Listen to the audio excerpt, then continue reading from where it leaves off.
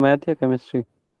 Hello everyone, welcome to Vanti classes. My name is Manjit Bhardwaj. देखो बेटा, math पर सबसे ज्यादा टाइम लगता है, 2 घंटे मैथ पर जरूर लगाने चाहिए आपको, ठीक है। और डेढ़ घंटा 1.5 आवर केमिस्ट्री और फिजिक्स पे लगता है, ठीक है। डेली अगर तीनों सब्जेक्ट कर रहे हो तो अब आप देख लो, काउंट कर लो, टोटल 5 घंटे बनेंगे, ठीक है। बट क्योंकि आपके 2 ही लेक्चर लगते हैं और हम इन लेक्चर्स में भी आपको सिलेबस तो पूरा करवाने वाले हैं, तो डेफिनेट है आप 2 सब्जेक्ट पढ़िए, उन पर टाइम लगाइए। डेली 2 सब्जेक्टों पर 2-2 घंटे लगा के 4 घंटे लगाओ। मैथ है तो 2-2.5 घंटे लगेंगे। सब्जेक्ट कोई भी पढ़ सकते हो शुरू में, उससे ज्यादा फर्क नहीं पड़ता। लेकिन एक चीज बता देता हूं, थ्योरेटिकल सब्जेक्ट जो है, जैसे केमिस्ट्री और फिजिक्स, उसमें कुछ कुछ थ्योरी होती है, कुछ कुछ न्यूमेरिकल्स भी होते हैं, और एक होता है प्योर न्यूमेरिकल सब्जेक्ट। अब आप दोनों पैटर्न सॉल्व करके देख लो, पहले मैथ करके देख लो और बाद में थ्योरेटिकल सब्जेक्ट को उठा के देख लो। फिर अगले दिन पहले थ्योरेटिकल उठाना, बाद में मैथ के क्वेश्चन सॉल्व करना। देखना कि आपको कौन सा पैटर्न अच्छा लगता है। इसको मैं अपने तरीके से बताता हूं। मैं ऐसा इंसान हूं कि मैं मुश्किल चीज को सबसे पहले करूंगा। मेरी क्लास में ना आदत थी, जब मैं मतलब हम स्कूल में पढ़ते थे, तो देखो जो सबसे टफेस्ट वर्क होता था, ज्यादा वर्क होता था, मतलब मान लो एसएसटी का वर्क होता है, सोशल स्टडीज का, है ना, वो सबसे ज्यादा होमवर्क देती है मैडम, वो होमवर्क करते रहो। तो अगर मान लो कि किसी मैडम ने दे दिया 2 लेसन पूरे करके लाने कल आपको होमवर्क, तो मैं वो दोनों लेसन रात को बैठा बैठा सारे लिख के लाता था। अब 4 सब्जेक्ट हैं, एक सब्जेक्ट का मैंने काम हम 100% कंप्लीट कर लिया, एसएसटी मेरा कंप्लीट हो गया। 3 सब्जेक्ट का काम रह गया, जबकि वो काम शायद आधे घंटे में हो जाता तीनों सब्जेक्टों का, मतलब मान लो घंटे में, 1 घंटे में पूरा हो जाता। मैं सबसे मुश्किल वाला काम सबसे पहले खत्म कर देता था, अगले दिन 3 टीचरों से पिटता था। देखो मैं मेरी क्लास में सबसे इंटेलिजेंट लड़का था, लेकिन मेरे सारे टीचर से मैंने मार खाई है सबसे। क्यों? होमवर्क ना करने की वजह से, वो भी कौन सा, आसान वाला छोड़ता था जो जल्दी हो जाए। ये मेरी आदत है। कुछ बच्चे क्या करते थे, ज्यादातर बच्चे ऐसा करते थे, वो आसान 3 बुक्स का होमवर्क कर लिया, एसएस वाले टीचर से उनको पिटना ही पिटना है, क्योंकि वो होमवर्क उनका पूरा नहीं होता था। मैं इस बात पे रिलैक्स होता था कि मेरा मुश्किल वाला काम खत्म हो गया, भले ही टीचर 2-2 डंडे लगा रहे हैं, हमारे टाइम पे तो डंडे लगाते थे, 2-2 डंडे लग रहे हैं, क्या फर्क पड़ता है। आज बैठूंगा सिर्फ 1 घंटे में सारी बुक्स का काम नवेड़ दूंगा, आज वाला काम भी घंटे में हो जाएगा, खत्म। मुझे आज 2 ही घंटे लगाने। ये रिलैक्सेशन, मेरी हार्मोन्स रिलीज होते हैं इस टाइम पे। ये मेरा पैटर्न है। आपका पैटर्न क्या है? आप उन 3 सब्जेक्ट को पहले करके और लास्ट वाले को सबसे लास्ट में देखना चाहते हो, दैट्स योर चॉइस। अगर आप पहले सबसे मुश्किल वाले को उठा के और लास्ट वाले तो मैं निकाल दूंगा 1 घंटे में, वो मैं आराम से हंसते खेलते करेंगे, वो आपकी चॉइस है। समझ गए? सबका पैटर्न अलग होता है, दोनों तरीके से करके देखो, आपको पैटर्न समझ में आ जाएगा। क्लियर है बेटा? है ना? क्योंकि देखो काम तो आपको ही करना है कुल मिला के, और कोई नहीं करेगा। चलिए अभी आगे बढ़ते हैं। सेकंड लेक्चर है हमारा अल्कोहल फिनोल ईथर वाला, chemical reactions of alcohol and phenol. Alcohol और फिनोल की केमिकल रिएक्शंस आज करने वाले हैं। अभी हमने अल्कोहल और फिनोल की प्रिपरेशन रिएक्शन कर ली है। प्रिपरेशन करने के बाद मैंने आप लोगों के लिए डीपीपी और मॉड्यूल के अंदर चेक कीजिएगा, वहां पर सर आपने एक शीट, मतलब डीपीपी में एक शीट डाल रखी है पूरी, मतलब है ना, वो शीट है और वो पूरे लेसन की शीट है, वहां पर वो क्वेश्चन सॉल्व कीजिए। कुछ एक क्वेश्चंस, जैसे मैंने पहला क्वेश्चन देखा था, मैं बता देता हूँ, उसमें एनबीएस डाल रखा है, एन ब्रोमोसक्सीनामाइड। एन ब्रोमोसक्सीनामाइड क्या होता है? वो क्या बोलते हैं उसे, विनाइलिक हाइड्रोजन को निकाल देता है और वहां पर आपका ब्रोमीन जोड़ देता है। विनाइलिक हाइड्रोजन को निकाल के ब्रोमीन जोड़ देता है, एन ब्रोमोसक्सीनामाइड। तो अगर आपको ये रिएजेंट वहां पर याद होता है कि एनबीएस को डालने पर विनाइलिक पोजीशन के ऊपर ब्रोमीन लगता है, वो ऑन द स्पॉट भी आपको याद हो जाएगा। अगर याद नहीं है तो रिएजेंट्स, जैसे हमने रिएजेंट्स नहीं किए थे ना, तो यहाँ पर रिएजेंट को, हालांकि इस लेसन में भी वो रिएजेंट आता है एनबीएस ब्रोमोसक्सीनामाइड, वो वैसे इसमें नहीं आता, वो हेलो एल्केन्स वाले में चला गया, ठीक है। तो यानी अगर वो चीज पीछे मिस होगी कोई बात नहीं, आपके पास क्वेश्चन है ना, क्वेश्चन अटेम्प्ट करो, उस क्वेश्चन को याद कर लो, उसमें भी थ्योरी याद हो जाएगी। समझ रहे हो ना बेटा? इसका अगर मैकेनिज्म नहीं आता कोई परवाह वाली बात नहीं है, उसका कम से कम प्रोडक्ट याद कीजिए, क्योंकि लास्ट में तो प्रोडक्ट ही फाइनलाइज होता है। मैकेनिज्म पर ज्यादा इतना ज्यादा जोर डालने की जरूरत नहीं, एक बार उनको उनसे गो थ्रू होइए, उसको छोड़ दीजिए। जो क्वेश्चन समझ में नहीं आ रहा उसको छोड़ दीजिए, सॉल्यूशन देख के भी नहीं आ रहा छोड़ दीजिए, आगे बढ़िए। अगर आपने 20% क्वेश्चन कर लिए एक बार रैंडमली, फिर दोबारा से उठाएंगे, नोटबुक से कीजिए 20% को, और बाकी के 20% अपने आप आ जाएंगे, आइडिया लग जाएगा। ऐसे करके क्वेश्चंस कीजिए। फिर भी कोई प्रॉब्लम आ रही है क्वेश्चंस में तो हम उनको सॉल्व करेंगे। हमारा जब तक लेसन पूरा नहीं होता तब तक क्वेश्चंस में प्रॉब्लम तो आती है, ठीक है। ऐसा नहीं है कि लेसन पूरा होने के बाद में ही सारे क्वेश्चन सॉल्व करने आसान है। और एनसीईआरटी भी लगाइए, वो भी मैं आपको भेज चुका हूँ, है ना, एनसीईआरटी विद सॉल्यूशन। उसका अगर सेकंड पार्ट मुझे याद नहीं है मैंने शेयर कर रखा है कि नहीं, तो मैं सेकंड पार्ट आज कोशिश करूंगा भेज दूंगा, ठीक है। तो देखिए भाई केमिकल रिएक्शंस हैं अल्कोहल और फिनोल की, हमने अल्कोहल फिनोल की प्रिपरेशन कर ली। अब केमिकल रिएक्शन देखिए, केमिकल रिएक्शन के अंदर RO नेगेटिव H पॉजिटिव छोड़ देगा। Alcohol are weaker acid than water, alcohol acids होते हैं। अब ये बात ना बड़ी अटपटी है, ठीक है, ये क्वेश्चन बड़ा मजेदार है। देखो जरा, पानी का पीएच कितना होता है? 7। 7 न्यूट्रल होता है। Yes sir. यस अगर न्यूट्रल से अगर कोई चीज एसिडिक है तो उसका पीएच कम होना चाहिए। Yes yes sir. Yes pH कम हो जाएगा। पानी से 7 से नीचे वाले एसिड होते हैं, तो पीएच 7 से जिसका पीएच कम है वो एसिड होगा, 7 पीएच से जिसका पीएच ज्यादा है वो बेस होगा। Yes yes sir. क्लियर है ना? अब यहां पर ये क्या कह रहा है, वाटर से भी वीकर एसिड है, इसका मतलब तो बेस है, इट मस्ट बी बेस ना। अल्कोहल को बेस होना चाहिए, यस और नॉट? Yes sir. क्योंकि इसका पीएच जो है, ये कह रहा है पानी से, देखो पहली लाइन पढ़ना, रिएक्शन मत देखना, उसको बाद में बताऊंगा, ठीक है। Alcohol are weaker acid than water, पानी से वीकर एसिड है, तो पीएच देखिए जरा, पीएच क्या होना चाहिए? वीकर एसिड, पीएच वाटर का पीएच होता है 7, तो 7 से भी अगर वीकर एसिड है तो उसका पीएच 7 ग्रेटर देन होगा, मान लो 7.1 है, ठीक है, बात खत्म कर। क्लियर है? तो 7.1 वाले तो बेस होते हैं। क्लियर है? ये बात समझ में आ गई? Yes sir. Yes sir. ये क्वेश्चन था। अब एक चीज बताओ, क्या बेसिक पीएच वाले, मतलब 7 से ज्यादा पीएच वाले एसिड हो सकते हैं? Is this possible? या तो आपने कॉन्सेप्ट गलत पढ़ा या कुछ और गड़बड़ है। कुछ समझ में आ रहा है मेरा sir question? Time Bronsted acid तो नहीं? क्या बेटा? कहीं सर वो 7 लुइस से ज्यादा एसिड बन रहा पीएच हो वाले या एसिडिक होते हैं, लेकिन वो इतने कम कम होते एसिडिक हैं होते हैं कि क्योंकि वो मतलब पीएच तो वो बेसिक होता है ना, हाइड्रोजन कितना तो निकलेगा, उसमें H+ H कितना प्लस निकलेगा। कंसंट्रेशन होती है पर कम होती है ना। Yes sir. तो फिर 7 से ऊपर वालों को हम बेस क्यों कहते हैं? या फिर यूं लेवल उसमें OH की कंसंट्रेशन ज्यादा हो जाती है ना sir as compare to H प्लस। उसमें OH की मतलब ज्यादा निकलते होंगे। हाँ, कुछ कुछ वैसा ही है, ठीक है। अब बताता हूँ इसका, देखो रियल लॉजिक, कुछ कुछ आप नजदीक हो, नो वरी, ठीक है। अब देखो भाई, H पॉजिटिव आयन की कंसंट्रेशन होता है पीएच, पीएच क्या होता है? नेगेटिव लॉग होता है H पॉजिटिव आयन की कंसंट्रेशन, नेगेटिव लॉग, ठीक है। अब नेगेटिव लॉग, अब हम जनरली क्या बोलते हैं कि 7 पीएच वाला वाटर है, मतलब उसकी 7 है उसका pH, negative log of H positive ion की कंसंट्रेशन 7 है, तो 7 से अगर ज्यादा हो गया पीएच तो वो हम कहते हैं बेस हो गया। एक्चुअल में पीएच का मतलब, अब जरा देखिए, पीएच जो है negative log H positive ion अगर मैं कहूं और वो मैं कहूं 7.1 है, तो इसका मतलब क्या हुआ? सोचो, H+ आयन की जो पावर कंसंट्रेशन -7 होती है किसका? वाटर में H पॉजिटिव आयन की कंसंट्रेशन 10⁻⁷। जब हम इसका नेगेटिव लॉग करते हैं 10⁻⁷ का, तो 7 आगे आ जाता है, माइनस से माइनस प्लस 7 हो गया, और लॉग 10 की वैल्यू 1 होती है, तो यहाँ पर मल्टीप्लाई में 1 हो गया, तो इक्वल टू 7 आ गया। तो अगर 10⁻⁷ की जगह पर मैं लगा दूं 10⁻⁷.1, यस, क्लियर है? और ये पानी नहीं है, ये मान लो अल्कोहल है, ठीक है। तो यहाँ पर लोग 7.1 आएगा, माइनस माइनस प्लस हो जाएगा 7.1, ये आ गया। यानी कि H पॉजिटिव आयन की कंसंट्रेशन 7.1 है, 7.1 यानी 10⁻⁻। अब इसको मैं इस फॉर्म में लिखता हूँ, H पॉजिटिव आयन की कंसंट्रेशन जो है वो 10⁻⁻7.1 है। अब इसका मतलब क्या है? H पॉजिटिव आयन की कंसंट्रेशन 1/10⁻7.1 है। तो यानी अगर हम इसको जस्ट 7 मान ले, जो कि वाटर की होती है जनरली, तो क्या होगा? 1/10⁻7। इसका मतलब मैं लिख सकता हूँ 0.00000 एंड 01, इतना ही बनेगा, 3 6 7, है ना, 7 जीरो के बाद, ऐसा ही है।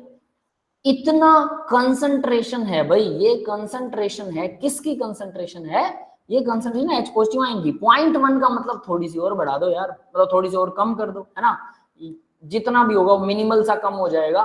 तो ये कंसंट्रेशन H पॉजिटिव आयन की, अगर H पॉजिटिव आयन की किसी चीज में कंसंट्रेशन है, डेफिनेटली वो एसिड ही है। यस, क्लियर है? फिर हम पीएच बढ़ने पर, पीएच के बढ़ने पर हम उसको बेस क्यों बोल देते हैं? क्योंकि उस टाइम पर सभी एसिड और सभी बेस एक्वस सॉल्यूशन में चेक किए जाते हैं, है ना। तो उस टाइम पर वहां पर OH नेगेटिव आयन की कंसंट्रेशन बढ़ने की वजह से H के मुकाबले OH की कंसंट्रेशन बढ़ जाती है, इसलिए हम उसको बेस बोलते हैं। लेकिन अल्कोहल के केस में अगर हम OH को, मतलब पानी में उसको ना डिसोल्व करें, तो वो H पॉजिटिव आयन कितने डोनेट करता है? अकेले अल्कोहल खुद पानी H पॉजिटिव आयन कितना डोनेट करेगा? पानी है ही नहीं। अब बताओ जरा, जब पानी ही नहीं है, यहाँ प्योर एथेनॉल ले लो आप, CH2H5OH, प्योर एथेनॉल, ये H पॉजिटिव आयन डोनेट करेगा? बिल्कुल करेगा, बहुत ही लिटिल अमाउंट में करेगा, बहुत ही लिटिल। तो ये इसकी H पॉजिटिव आयन की कंसंट्रेशन जो पानी से भी कम होता है, लेकिन अकेला प्योर में है, छोड़ेगा तो H ही ना। ये बात समझ में आई? Yes sir. यानी पीएच ज्यादा होने पर भी वो एसिडिक हो सकता है। पहली बात तो ये थी, मतलब पीएच ज्यादा का मतलब ये नहीं कि वो बेस हो जाएगा, that's all depend upon the H positive ion concentration. Base तो इसलिए बोल देते हैं क्योंकि हम फिर OH से उसको कंपेयर करके बोलते हैं, तो OH ज्यादा हो जाता है, इसलिए हम अकेला OH को निकाल देते हैं। ठीक है, ये भी पहली बात। तो भाई अब हम कैसे प्रूव करें कि अल्कोहल वीकर एसिड है? यहाँ लिखा तो हुआ है, तो देखो स्ट्रॉन्ग RO नेगेटिव मैंने लिया, ये मैंने लिया है RO नेगेटिव, H पहले से निकाल रखा है, बेस हो गया RO नेगेटिव। क्यों? H पॉजिटिव आयन को एक्सेप्ट करने की जिसकी टेंडेंसी होती है वो क्या होता है? बेस होता है। क्लियर है?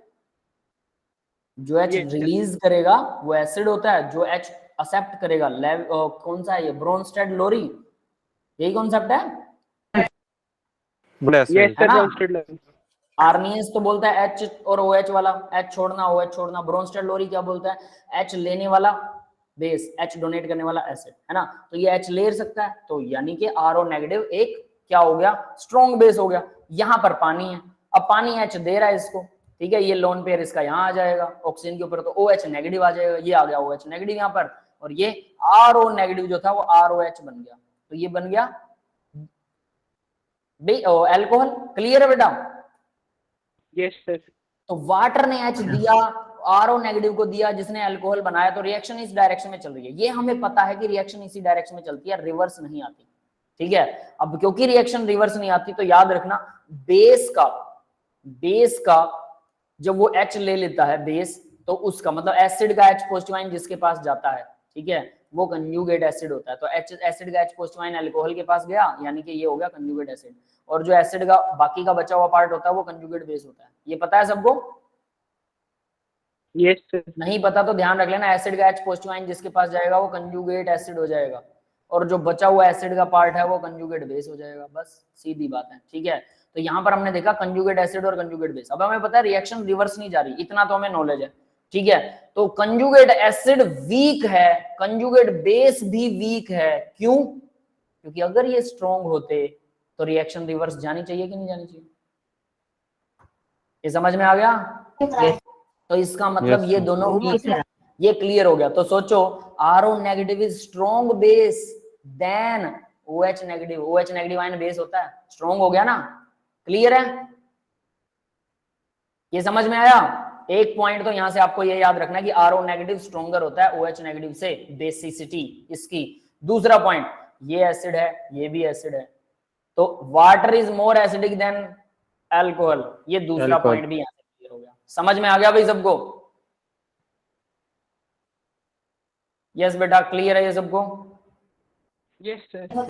है ना? ठीक है, अब आगे बढ़ते हैं। सर फिनोल कम क्यों हो जाता है फिर? क्या? फिनोल का भी देखते हैं, नीचे आएगा। ठीक है, देखिए phenol are stronger acid than alcohol. Phenol जो है वो अल्कोहल से ज्यादा स्ट्रॉन्ग होते हैं। वो कैसे होते हैं फिनोल अल्कोहल से ज्यादा स्ट्रॉन्ग? देखो भाई, फिनोल NaOH के साथ रिएक्शन करता है, ठीक है, और phenol H positive ion donate करके फिनोक्साइड आयन बनाता है, जो कि फिनोक्साइड आयन के साथ सोडियम लग गया तो ये साल्ट बन गया, सोडियम फिनोक्साइड आयन बोल सकते हैं इसे, प्लस वाटर दे रहा है। तो यानी ये तो प्योर एसिड वाला काम कर रहा है। फिनोल तो H पॉजिटिव आयन बड़े आराम से देता है, और बेस को यानी OH नेगेटिव आयन से रिएक्शन कर रहा है आसानी से।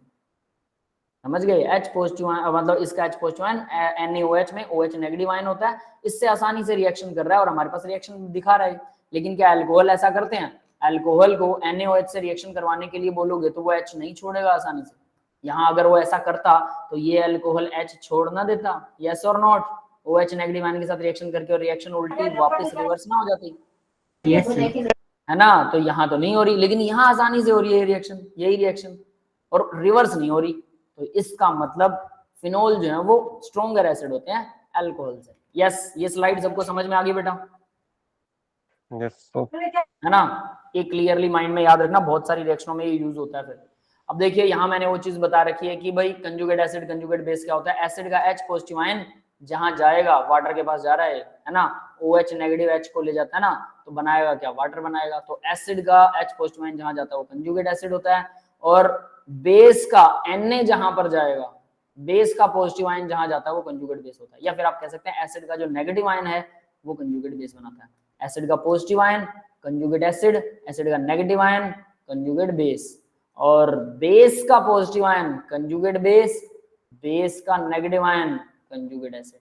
क्लियर है? कैसे भी करके सारी चीजें एक दूसरे के पैरेलल हैं, आप जिसको चाहें उसको याद कर सकते हैं। एसिड कंजुगेट एसिड, देखिए H positive ion conjugate acid है, Cl negative ion conjugate base है, ये भी लिख रखा मैंने, यहाँ पर ये कंजुगेट बेस है, ये कंजुगेट एसिड है। क्लियर है ना बेटा? जैसे आपको याद करना अच्छा लगे, मैंने एक ही लाइन याद कर रखी है, एसिड का H पॉजिटिव आयन जहां जाता है वो कंजुगेट एसिड होता है, बाकी सब पेयर अपने आप बन जाते हैं। क्लियर है? आप भी वैसे याद कर सकते हैं, चॉइस इज योर्स। ठीक है, क्लियर है भाई? Yes sir. ठीक है, अब आगे देखिए भाई, हम बात करते हैं reaction with carboxylic acid. Alcohol की रिएक्शंस कार्बोक्सिलिक एसिड से, तो कार्बोक्सिलिक एसिड ऑब्वियस है, वो तो प्योर एसिड होते हैं, और अल्कोहल तो फिर वीकर एसिड है उसके मुकाबले, तो होगा क्या, हालांकि वो वीकर एसिड होगा, लेकिन अल्कोहल क्या करता है, कार्बोक्सिलिक एसिड का OH और इधर से H दोनों को उड़ा देंगे with the presence of HCl gas. HCl वैसे गैस ही होता है, पता है ना आपको, उसको पानी में डिसॉल्व करते हैं तो वो लिक्विड फॉर्म में आ जाता है, वरना वो गैस ही होता है। तो ये बनेगा एस्टर, इस रिएक्शन का नेमिंग रिएक्शन है, इस रिएक्शन को बोलते हैं एस्टरिफिकेशन। अब इसको एस्टरिफिकेशन कब बोलते हैं, जब हम HCl as a gas, acid as a gas use करते हैं, then reaction is called Fischer Speier esterification. Clear है भाई? ये समझ में आ गया? नेम रिएक्शन है अल्कोहल और एस्टर्स, अल्कोहल और एस्टर कह रहा हूं, अल्कोहल और कार्बोक्सिलिक एसिड वो एस्टर बनाते हैं, और अगर वो HCl गैस की प्रेजेंस में बनाते हैं, इसे फिशर-स्फीयर एस्टरिफिकेशन कहते हैं। अगर कोई और एसिड डाला है तो वो सिर्फ एस्टरिफिकेशन है। क्लियर है? और इसका मैकेनिज्म भी है। अब नोटबुक उठा लो और मैकेनिज्म को ध्यान से देखना शुरू कर दो और लिखना शुरू कर दो सभी। सर 2 मिनट ये पूरा लिखने दीजिए। ठीक है, पूरा लिखने दूंगा, और ध्यान रखना, नोटबुक उठा के अभी याद करने की कोशिश करना। ये मैकेनिज्म थोड़ा थोड़ा गोल गोल गोल गोल घुमाता है, एक बार वहां जुड़ेगा फिर वापस हटेगा फिर जुड़ेगा, थोड़ा सा लेंथी मैकेनिज्म जिसे बोलते हैं, छोटा नहीं है, लेंथी और बार बार कुछ चीजों को रिपीट करता है। तो देखो मैं आपके साथ यहाँ पर आपको डायरेक्ट बता रहा हूँ ताकि आपका लिखने का टाइम आपको भी बेटर लगे। C डबल बॉन्ड O और OH है, OH को नीचे दिखाया ताकि आपके सामने रिएक्शन अच्छे से हो सके। ठीक है, अब देखो क्या होगा, प्लस में H positive ion, H positive ion क्या कर रहा है, एसिड जो HCl से आएगा, यहाँ पर H जुड़ जाएगा। अब जैसे ही यहाँ पर H जुड़ेगा, R C एक बॉन्ड इसका टूट जाएगा। ठीक है, क्योंकि ऑक्सीजन क्या करेगा, अब देखना जरा, H एक इलेक्ट्रॉन ले गया, ऑक्सीजन पे आ गया पॉजिटिव चार्ज, यहाँ डबल बॉन्ड था, एक लोन पेयर चला गया ना उसका, तो ये बॉन्ड तोड़ देगा और ये यहाँ आ जाएगा। इसका मतलब इसके दोनों लोन पेयर वापस पूरे हो जाएंगे और ये H परमानेंटली जुड़ गया और इस कार्बन पे आ गया पॉजिटिव। यस, समझ में आया भी ये सबको? और यहाँ ऑलरेडी OH, ठीक है, 2 OH, अब याद रखना 2 OH जब भी एक कार्बन पर होते हैं ना, तो वो दोनों OH जो है वो आपस में कंबाइन करके वाटर को रिप्लेस करके C डबल बॉन्ड O बना देते हैं फिर से। हालांकि ये रिएक्शन अभी चल रही है, इसका कोई एंड नहीं आया है, ठीक है, शुरुआत है अभी, ऐसा होता है। अब एक चीज और बता देता हूँ, जनरली बच्चों को लगता है कि यही मोड होगा क्या, बहुत सारी साइडवेज रिएक्शनें भी चलती हैं, वो प्रोडक्ट भी बनते हैं जो मतलब हमें लगता है कि बन ही नहीं सकते, हल्के से अमाउंट में बन सकता है, किसी बाई प्रोडक्ट जिनको बोलते हैं। तो आपको वो चीज बताई जाती है, उस चीज पर फोकस करने को कहा जाता है जो मेजर बनती है रिएक्शन। ऐसा नहीं कि इसके अलावा कुछ बनेगा ही नहीं, इसके उल्टा भी हो सकता है, कुछ रिएक्शनें उल्टी पुल्टी भी होती हैं, ठीक है, बहुत सारी होती हैं, कुछ क्या। तो ये स्टेप सबको समझ में आ गया, सीधा H जुड़ेगा और ये 2 OH में कन्वर्ट हो जाएंगे, ठीक है, पहले से एक OH लगा हुआ था, बात ही खत्म। नेक्स्ट स्टेप देखिए अब जरा, अब यहाँ पर अल्कोहल अटैक करेगा, ये जो कार्बन पॉजिटिव है ना, वो अल्कोहल अब अटैक करेगा। हालांकि क्या होता है कि अल्कोहल अभी अटैक नहीं करता है, अल्कोहल उसी टाइम अटैक करता है जब H पॉजिटिव आयन उसके ऊपर जाता है। कैसे, देखना जरा, R C double bond O, यहाँ पर OH है कार्बोक्सिलिक एसिड, और ये ROH है, ठीक है, OH पर ये 2 लोन पेयर है।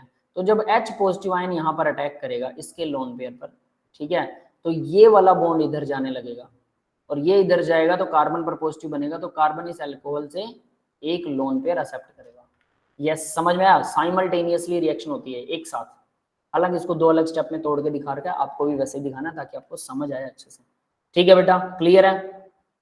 सर एक बार बस फर्स्ट वाला वाला बता दो। दोबारा से बताऊं, देखो सर क्लास ड्रॉप हो गई। कोई बात नहीं, देखो R C double bond O इधर है OH और यहाँ पर है अल्कोहल ROH, ठीक है। तो पहले तो कार्बोक्सिलिक एसिड और अल्कोहल बना लो। अब बनाते हैं हम एसिड, एसिड का H पॉजिटिव आयन लेके आते हैं, तो दो लोन पेयर्स हैं, एसिड का H पॉजिटिव आयन आएगा, लोन पेयर इस H पॉजिटिव आयन को अट्रैक्ट करेगा, तो होगा क्या, देखो अब जरा एक एक स्टेप को जरा ध्यान से देखना। कार्बन ऑक्सीजन के साथ डबल बॉन्ड था, ऑक्सीजन अपना लोन पेयर हाइड्रोजन को दे दिया, तो दोनों इलेक्ट्रॉन शेयर कर दिए, तो ऑक्सीजन पे आ गया positive charge, plus OH plus ROH, ठीक है, क्लियर है यहाँ तक? Yes sir. ये वाला स्टेप। अब देखो क्योंकि ऑक्सीजन में पॉजिटिव है तो ये एक डबल बॉन्ड को अपनी तरफ अट्रैक्ट कर लेगी, क्यों ना करे, बहुत आसान है इसके लिए। इसने एक डबल बॉन्ड अट्रैक्ट कर लिया, जिसकी वजह से क्या आएगा, ऑक्सीजन का लोन पेयर तो उसको वापस मिल गया, ऑक्सीजन के साथ सिंगल बॉन्ड, अब उसका लोन पेयर वापस मिल गया, दो इलेक्ट्रॉन होते हैं ना एक बॉन्ड में, दोनों इलेक्ट्रॉन इसके पास वापस आ गए। हालांकि इस पर एक ही पॉजिटिव चार्ज है, तो ये वाला इलेक्ट्रॉन तो इसका खुद का ही ऑक्सीजन का, इसकी तो जरूरत ही नहीं उसको, ये वाला इलेक्ट्रॉन इसके पास जा रहा है। लेकिन हम दिखाते हैं कि दोनों का शिफ्टिंग हो रहा है, क्योंकि पहले दोनों शेयर्ड थे, दोनों के बीच में था ना कार्बन और ऑक्सीजन के दोनों, अब सिर्फ ऑक्सीजन के पास है, तो इसलिए एरो दोनों डबल हेडेड दिखाया जाता है। अब यहां देखिए ROH और यहाँ पर OH, तो इस कार्बन पर पॉजिटिव आ गया, ये समझ में आ गया इस कार्बन पर पॉजिटिव कैसे आया? Yes sir. अब आगे देखिए जरा, इस कार्बन पर जैसे ही पॉजिटिव आता है, हालांकि इस एक ही स्टेप में आप दिखा सकते हैं, तो वैसे ही आप डायरेक्टली इसके ऊपर अटैक करवा दो, ये अल्कोहल का जो O है वो इसके ऊपर अटैक करेगा, तो अल्कोहल का ऑक्सीजन अपना लोन पेयर इसे डोनेट करेगा, तो RCOH, इसके दो लोन पेयर ऑलरेडी हैं, और यहाँ पर OH, और ये ऑक्सीजन यहाँ पर अटैक कर दिया, ये हाइड्रोजन इस पे पॉजिटिव चार्ज बन गया, और ये R और एक लोन पेयर है। यस, ये वाला मैंने मॉलिक्यूल इसके साथ जोड़ के दिखा दिया, क्लियर है? Yes sir. यहाँ तक क्लियर हो गया। अब देखो जरा, अब ये ऑक्सीजन क्या करेगा, कार्बन और ऑक्सीजन का बॉन्ड स्ट्रॉन्ग होता है, अगर कार्बन ऑक्सीजन और हाइड्रोजन का बॉन्ड है, तो ये ऑक्सीजन हाइड्रोजन से, मतलब ये हाइड्रोजन से अपने इलेक्ट्रॉन लेगा, तो नेक्स्ट स्टेप में हम क्या बना सकते हैं, देखिए RCOH, मेरे साथ साथ नोटबुक पे बनाइए, समझते भी जाइए, ठीक है, बहुत आसानी से मैकेनिज्म आ जाएगा, ठीक है। ये दो लोन पेयर इसके वापस पूरे हो गए, R जुड़ गया, क्लियर है?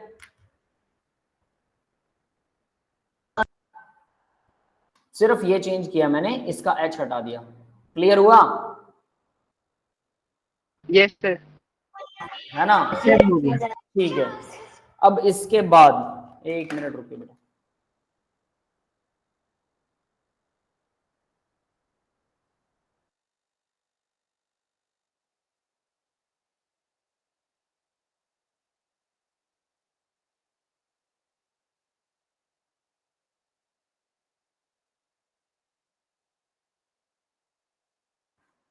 ठीक है। तो इतना हो गया भाई, इतना सबको समझ में आ गया होगा, सिंपल स्टेप है, कुछ नहीं किया। सबसे पहले हमने H पॉजिटिव आयन का अटैक करवाया, उसके बाद में जहां पर अटैक हुआ था तो कार्बन पॉजिटिव बना, तो अल्कोहल ने अपना इलेक्ट्रॉन उसको दे दिया, ठीक है।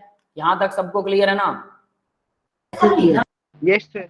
ठीक है, तो देखो भाई यहां तक हम आ गए, यानी हमने ये कर दिया, ये OH यहाँ OR जोड़ दिया, लेकिन जब ये OR जुड़ता है तो इस कार्बन के साथ दो दो OH थे ना, पहले से दो दो OH थे, तो ये जो H फ्री हुआ यहाँ से, ये जो H जाएगा वो ऑक्सीजन OH का ऑक्सीजन से एक, क्योंकि एसिडिक है मीडियम भी, है ना, चाहे आप ऐसे कह लें कि एसिड से आ गया, चाहे इसको शिफ्ट कर दें, बात एक ही है। तो एसिडिक मीडियम में ये अपना एक लोन पेयर इसको दे देगा, जिससे फिर से ये वाटर फिर से बन गया। यस, क्लियर हुआ? Yes sir. अब ये वाटर अपना लोन पेयर वापस लेगा, और उधर से OH जो है वो अपना लोन पेयर वापस देके, और फिर हाइड्रोजन फिर से इससे लोन पेयर ले लेगा, डबल बॉन्ड हो बन जाएगा फिर से, ठीक है। कुछ समझ में आया क्या?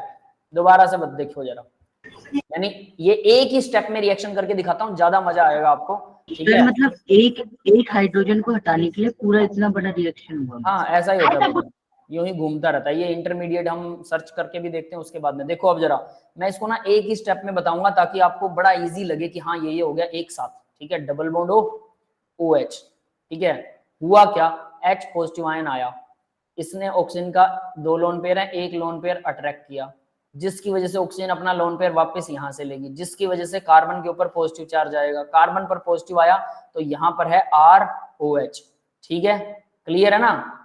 ये अपना लोन पेयर फिर इसको देगा, तीसरा स्टेप, पहला ये है, देखो मैं इसकी नंबरिंग कर देता हूं, आपको समझ में आएगा, बहुत आसानी से एक ही स्टेप में याद करने का तरीका बता रहा हूं। पहला ये है, दूसरा ये है, क्योंकि ये H जुड़ेगा तो फिर ये इधर आ जाएगा, अब ये इधर जाएगा तो कार्बन पे पॉजिटिव आएगा, तो तीसरा ये है, फिर ये अटैक करेगा। क्लियर हो गया यहां से? Yes sir.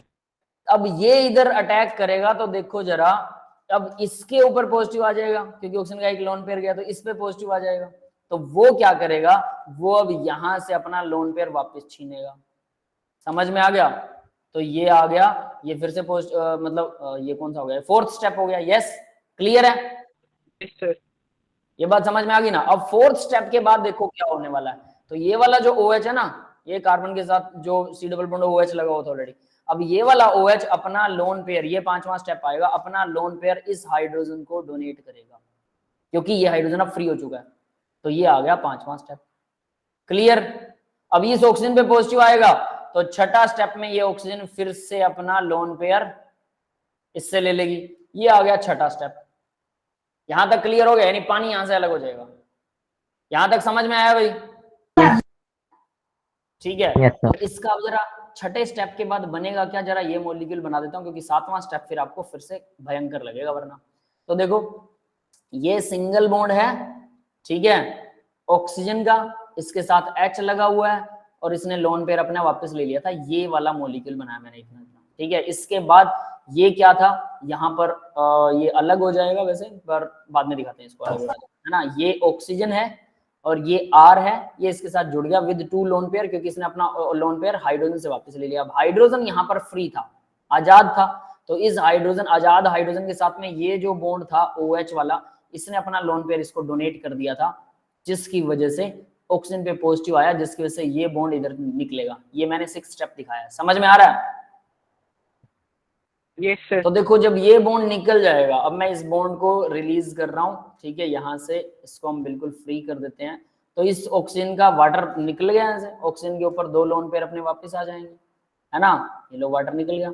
तो देखो अब इसका, क्योंकि ये वाला लास्ट बॉन्ड तो इधर से टूट रहा था, तो इस कार्बन पे पॉजिटिव आ गया ना।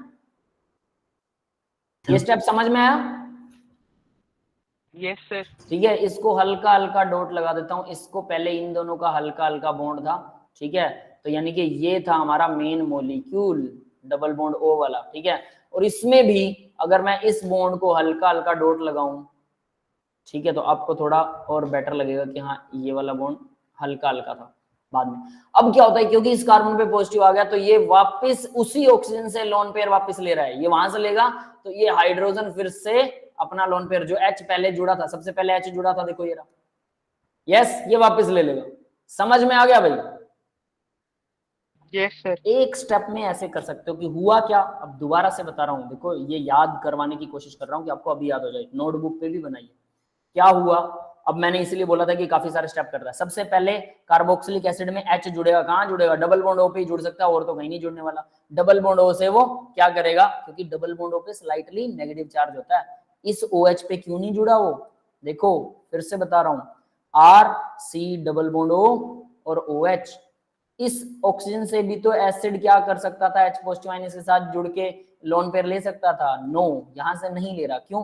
क्योंकि डबल बॉन्ड हो, जहां जब भी ऑक्सीजन डबल बॉन्ड बनाती है वो दोनों इलेक्ट्रॉन्स को अपनी तरफ ज्यादा रखती है, इसलिए स्लाइटली नेगेटिव चार्ज होता है। तो यहाँ इसे H पॉजिटिव आयन को ज्यादा नेगेटिव मिल रहा है, यहाँ इसे कम मिल रहा है लोन पेयर, तो डेफिनेट है ये इसके लोन पेयर अट्रैक्ट करना पसंद करेगा ना। ये बात समझ में आ रही है? रिएक्शन में Yes, sir. सेंटर ढूंढना होता है हमें। देखो बड़ा सारा भयंकर सा मॉलिक्यूल दिखा देंगे, एडवांस लेवल में ऐसे ही करते हैं वो लोग, टेढ़े मेढ़े मॉलिक्यूल दिखा देंगे, आपको बस वो सेंटर ढूंढना है, कौन से सेंटर पर वीक है, जहां पर वार किया जा सकता है, जहां पर रिएक्शन हो सकती है। वो सेंटर प्रैक्टिस से मिल जाता है, कुछ कुछ चीजें याद हो जाती हैं, कुछ कुछ चीजें प्रैक्टिस से मिल जाती हैं कि ये यहीं पर करेगा, दूसरी जगह नहीं करेगा। कई बार हमें कारण नहीं समझ में आता, यार ये तो यहाँ कर तो रहा है लेकिन मेरे को कारण नहीं समझ में आ रहा। कई चीजें याद ही हो जाती हैं बिना कारण के भी, क्योंकि वो एक्सपेरिमेंटल डाटा है, उसको हम डिनाई नहीं कर सकते। और एक चीज बताता हूँ, अपनी तरफ से अगर आप मैकेनिज्म बनाना सीख गए, थोड़े दिनों में सीख जाएंगे, तो थोड़े दिन बाद आपको लगेगा कि हम अपनी तरफ से मैकेनिज्म कोई भी बना सकते हैं, ऐसा फीलिंग भी आती है। लेकिन मैकेनिज्म भी एक्सपेरिमेंटल होते हैं, बता देता हूँ क्लियर कट।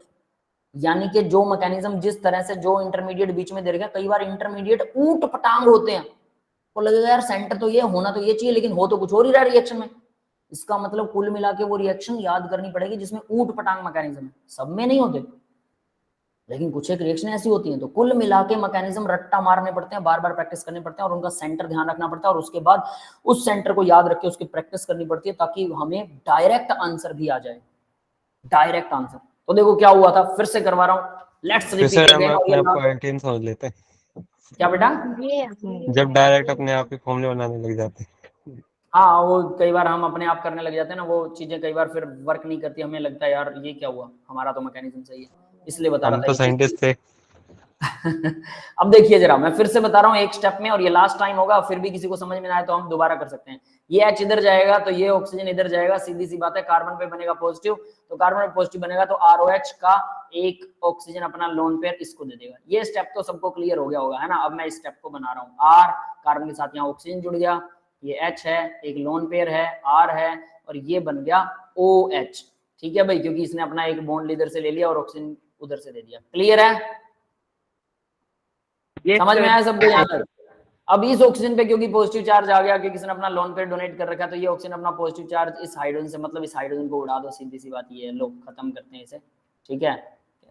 रब कर देता हूँ मैं इसे, ये लीजिए, और इसका लोन पेयर वापस दे देता हूँ मैं इसे, यानी इसका H जाएगा, सीधी सी बात है। जो अल्कोहल अपना ऑक्सीजन अपना लोन पेयर देगा अल्कोहल वाला, उसका H चला जाएगा, और वो जो H है वो यहीं पर पड़ा है, तो वो इस OH, इन दोनों में से वैसे किसी को भी उड़ा सकते हो आप, ठीक है।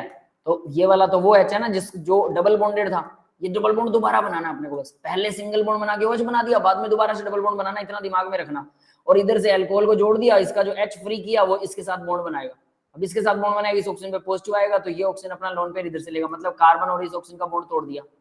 अगर ये बॉन्ड टूट गया, ये लोन पेयर वापस आ जाएगा, तो फिर ये इस कार्बन को जो पॉजिटिव आएगा तो ये वापस इधर से वापस लेगा, और ये ऑक्सीजन वापस इधर से वापस ले लेगा।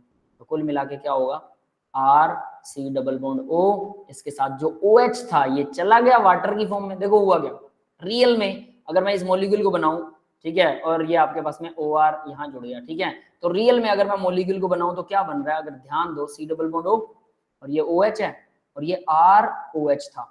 देखो क्या हुआ है बेटा, यहाँ H था जो बाद में भी फ्री हो जाएगा, लेकिन यहाँ क्या हुआ पता है, ये वाला वाटर का मॉलिक्यूल अलग हो गया।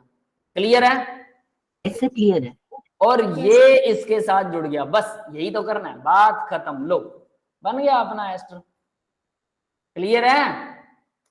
कितना आसान स्टेप है कि ये वाला वाटर का मॉलिक्यूल उड़ाना, कैसे उड़ाना अब आपको समझ में आ गया होगा। और ये H आएगा और फिर वापस चला जाएगा, आएगा तो ये बॉन्ड तोड़ देगा, और जब जाएगा तो ये बॉन्ड वापस बन जाएगा। बस इसका तो यही हाल करना है, डबल बॉन्ड होगा। हाँ भाई, क्लियर है ये सबको? Yes sir. है ना? ठीक है, तो अब मैं उम्मीद सर इसमें जा भी पानी रहा है और रिएक्शन का नाम भी फिशर है। हाँ, तो देखो भाई, तो यहाँ पर अब आपको समझ में आ गया होगा कि करना क्या था, कि डबल बॉन्ड वो वैसा का वैसा रहता है, यहाँ से पूरा OH उड़ेगा। आप ये मत करना कि इसका H जाता है, नहीं, इसका OH जाता है, समझ गए ना, इसका OH और अल्कोहल का H जाता है। तो ये चीज मैंने सबसे पहले यहाँ पे दिखा रखी है। देखो अगर आपको ये चीज समझ में आई हो तो यहाँ क्या हो रहा है, अल्कोहल का H और इसका OH जा रहा है, समझ गए। हम ये नहीं कह रहे ना इसका H और इसका OH भी तो उड़ा सकते थे, ऐसा भी हो सकता था, बट ऐसा नहीं हुआ। समझ गए कारण, मैकेनिज्म में कारण छुपा हुआ है ना। तो अब हमारा एस्टर बनकर तैयार है, सीधी सी बात है, कुछ नहीं करना, बस पानी अल्कोहल का H और एस्टर का OH उड़ाना है, और सॉरी कार्बोक्सिलिक एसिड का OH उड़ाना है, और दोनों के बीच में बॉन्ड बना देना, आपका ये बन गया। ठीक है, मैकेनिज्म अब आपको क्लियर हो गया होगा। यहाँ पर वही चीज दिखा रखी भी है, इधर आएगा फिर इधर जाएगा, सिंपल स्टेप में। मैं इसको 2-3 बार रिपीट कर चुका हूँ, अब मुझे लग रहा है कि आप कर सकते हैं। ठीक है, यहाँ पर वही चीज फिर से मैंने थोड़े सिंपल स्टेप्स में एक स्टेप में करने की कोशिश की है कि क्या क्या कैसे कैसे होता है। ठीक है, ये रफ डाटा है तो आप इसे भी देख सकते हैं। नेक्स्ट देखिए भाई, एसाइलेशन। तो एस्टरिफिकेशन के बाद नेक्स्ट नेमिंग रिएक्शन की तरह ये एसाइलेशन, वैसे नेमिंग नहीं है। एसाइल ग्रुप क्या होता है पता है, C डबल बॉन्ड O को एसाइल C है ना, C डबल बॉन्ड O को एसाइल ग्रुप। कार्बोनाइल बोलते हैं, एसाइल भी बोलते हैं। कार्बोनाइल इन द फॉर्म जब वो इकट्ठा जुड़ता है, एसाइल होता है जब उसकी 2 वैलेंसियां खाली होती है ना। तो यहाँ देखिए एसाइल ग्रुप मैंने दिखा रखा है, C डबल बॉन्ड O, 2 वैलेंसियां खाली हैं। कीटोन भी हो सकता है, एल्डिहाइड भी हो सकता है, कार्बोक्सिलिक एसिड भी हो सकता है, एस्टर भी हो सकता है, सब में एसाइल ग्रुप होता है क्योंकि सब में C डबल बॉन्ड O होता है। यस, डाउट है किसी को? No sir. तो एसाइल ग्रुप याद रखिएगा, सी डबल बॉन्ड हो 2 वैलेंसी के साथ। तो एल्डिहाइड में भी होता है, कीटोन में भी होता है, कार्बोक्सिलिक एसिड में भी होता है, एस्टर में भी होता है, एसिड क्लोराइड में भी होता है, एसिड एमाइड में भी होता है। C double bond NH2 acid amide होता है, C double bond O Cl लगा हो तो एसिड क्लोराइड, है ना। तो सब में जहां पर भी सी डबल बॉन्ड हो, सीधी बात।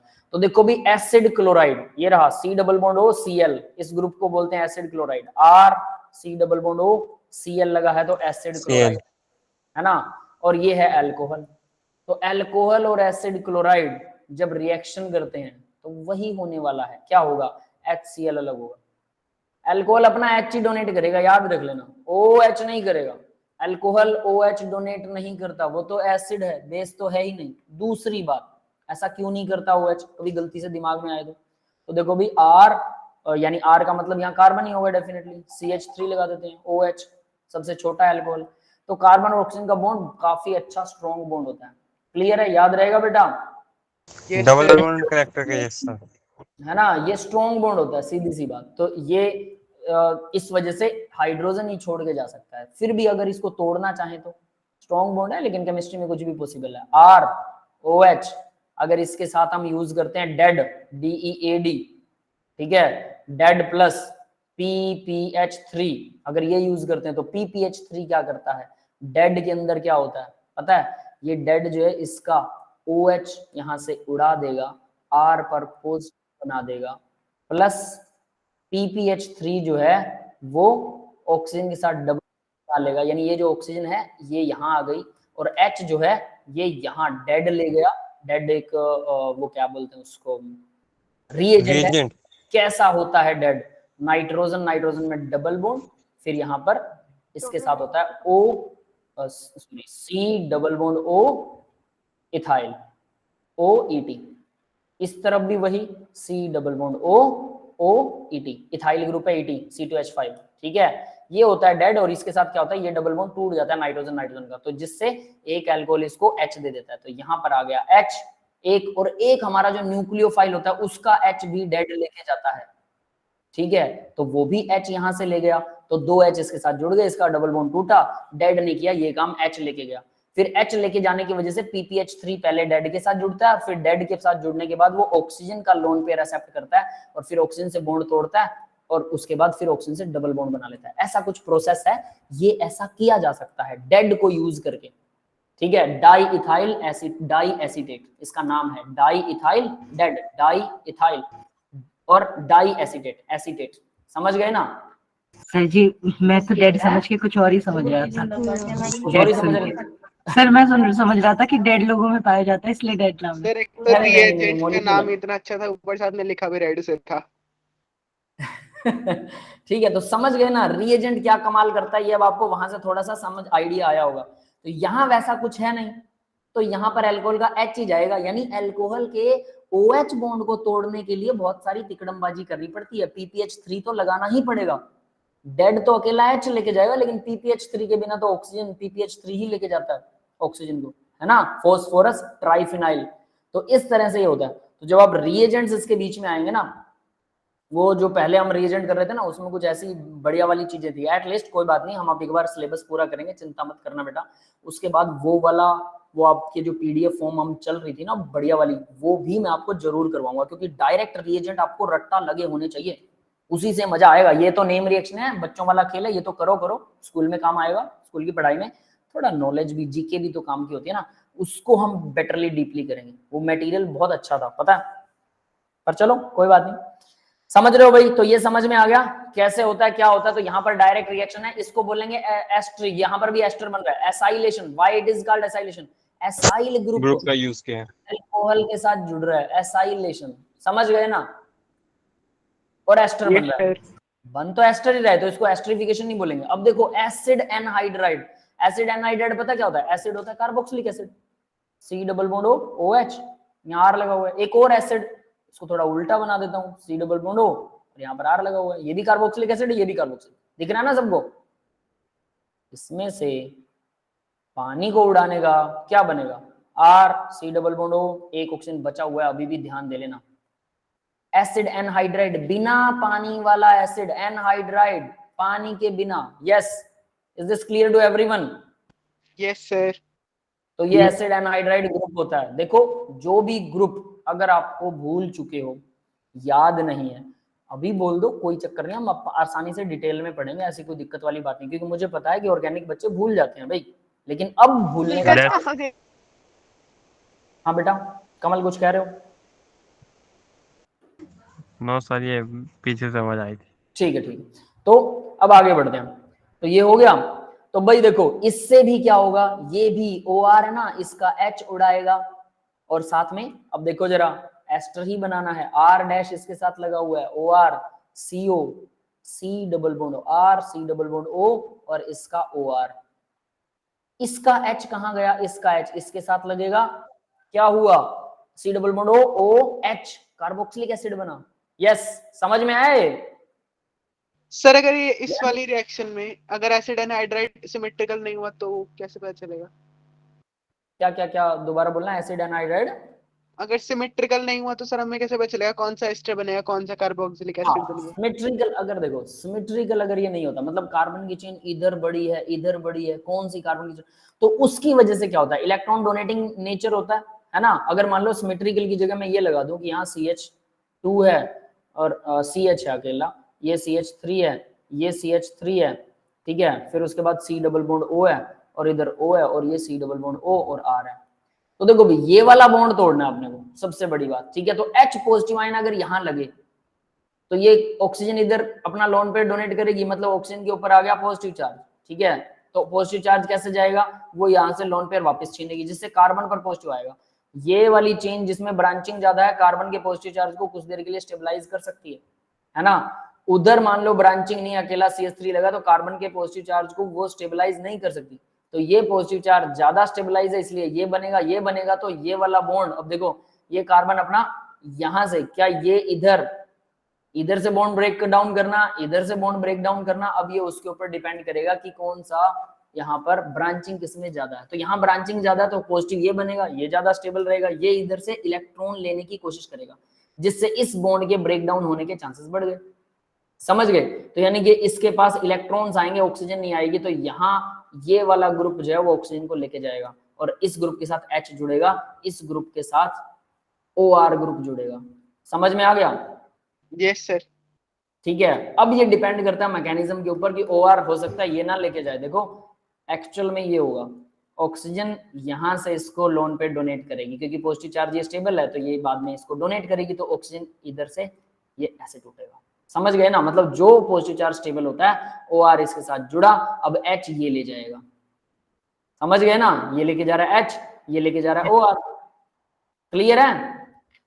Yes sir. तो डिपेंड करेगा कि कौन H लेके जाएगा, कौन कार्बोक्सिलिक एसिड बनाएगा, और यही चीज आप जब प्रैक्टिस करेंगे तब आपको इन्हीं पॉइंट्स पर ध्यान देना होता है। जब क्वेश्चंस लगाएंगे इन पॉइंट्स पर ध्यान दीजिए। एनसीईआरटी में रिमर-टीमन रिएक्शन फिर से बता दीजिए क्लास के एंड में। रिमर-टीमन रिएक्शन एल्डिहाइड कीटोन वाले लेसन में आएगी बेटा वो। यस सर, वो सैलिसिलिक एल्डिहाइड बनेगा जिसमें। हाँ, एल्डिहाइड और कीटोन वाले लेसन में। अभी तो हमारा अल्कोहल वाला चल रहा है, नेक्स्ट लेसन्स में, या अभी पढ़नी है आपको? चलो तो अगर क्लास में समझाई थी तो समझ नहीं आया था। अच्छा ठीक है, कोई बात नहीं, वो मैं बता दूंगा, रिमर-टीमन बता देता हूँ, चिंता मत कीजिए। ठीक है, तो ये था भाई एसाइलेशन, तो ये समझ में आ गया होगा। एसाइल ग्रुप क्योंकि जुड़ रहा है तो एसाइलेशन है, दोनों प्रोसेसेस को एसाइलेशन बोलते हैं, रिएक्शंस याद रखिएगा।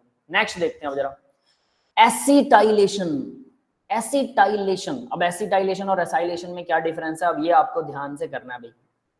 यहां देखिए CH3COCl एथेनॉइल क्लोराइड, एसिड क्लोराइड है, इथेन से बना है, इथेनॉइल क्लोराइड, दो कार्बन की चेन, इथेनॉइल, ऑयल लगता है, पीछे क्लोराइड, ठीक है, acid chloride plus ethanol. Acetylation के अंदर याद रखना दोनों ही एसिटिक एसिड के डेरिवेटिव होते हैं, एसिटिक एसिड के डेरिवेटिव। डिफरेंस बिटवीन एसाइलेशन, देखो एसाइलेशन, यहां पर एसाइलेशन है, हम इसको एसाइलेशन बोल रहे हैं। अगर मैं इसकी जगह पर CH3 लगा दूं, इसकी जगह पर भी CH3 लगा दूं, तो देखो ये क्या है CH3, ये एसिटिक एसिड से मिलकर बना हुआ एसिड एनहाइड्राइड है। समझ में आ रहा है सबको? तो अगर एसिटिक एसिड, उसके डेरिवेटिव यूज हो रहे हैं, एसिटिक एसिड से ही एसिड क्लोराइड बना, एसिटिक एसिड से ही एसिड एनहाइड्राइड बन गया। एसिटिक एनहाइड्राइड नाम होगा इसका, है ना। अगर उसके डेरिवेटिव हैं तो हम उस रिएक्शन को बोलते हैं एसिटाइलेशन, वरना उस रिएक्शन को एसाइलेशन ही बोलेंगे। क्लियर है? पर्टिकुलर एग्जांपल ही एसिटाइलेशन होगा जिसमें एसिटिक एसिड के एनहाइड्राइड मतलब एसिटिक एसिड के डेरिवेटिव होंगे। एसिटाइलेशन यहां लिख भी देता हूं, डेरिवेटिव, डेरिवेटिव का मतलब उससे मिलकर बनने वाले, derivative of acetic acid. Yes, clear है बेटा? एसिटिक एसिड के डेरिवेटिव ही यूज होते हैं। तो देखो भाई, एथेनॉल यूज हो रहा है, एथेनॉइल क्लोराइड यूज हो रहा है, यहाँ पर एसिटिक एनहाइड्राइड यूज हो रहा है। एनहाइड्राइड वही है CH3 C double bond O, बस इसको थोड़ा हमने ऐसे बना दिया है ना।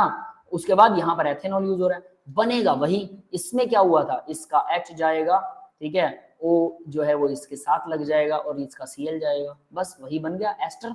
यहाँ पर HCl निकला। इसके केस में क्या होने वाला है, इसके केस में भी क्योंकि ये सिमेट्रिकल है तो दोनों में से कहीं से भी तोड़ दो, तोड़ दिया, एक ऑक्सीजन के साथ H लगा दो, ये तो कार्बोक्सिलिक एसिड बन गया, और दूसरे वाले के साथ ये क्या बन गया, ये हमारा एस्टर बनेगा। इतना यस, क्लियर है?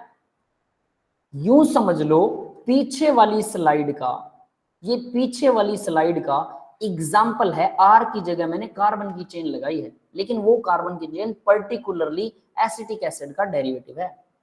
यस, क्लियर है बेटा? एग्जाम्पल सेम है, कोई फर्क नहीं है पीछे वाले और इसमें, सिर्फ इतना सा फर्क है, हमने R की जगह पर CH3 लगा दिया। हाँ भाई, सबको समझ में आ गया? Yes sir. है ना। अगर CH3 की जगह कुछ और लगाते हैं उसका नाम एसाइलेशन ही रहेगा, लेकिन अगर CH3 लगता है तो acetylation, derivative of acetic acid है, ये यूज होते हैं। ठीक है, आगे बढ़ते हैं बेटा। नेक्स्ट देखिए, बेंजोइलेशन। बेंजोइलेशन क्या होता है? बेंजोइल क्लोराइड अगर यूज होता है तो उसको बेंजोइलेशन बोलते हैं। बेंजोइल क्लोराइड को अगर आप यूज कर रहे हो वो प्रोसेस होगी बेंजोइलेशन। तो बेंजोइल क्लोराइड क्या होता है?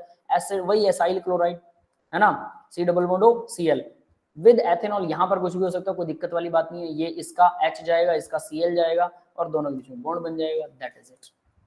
ठीक है, क्लियर है? तो बेंजोइलेशन, एसिटाइलेशन, एसाइलेशन तीनों एक ही रिएक्शन है।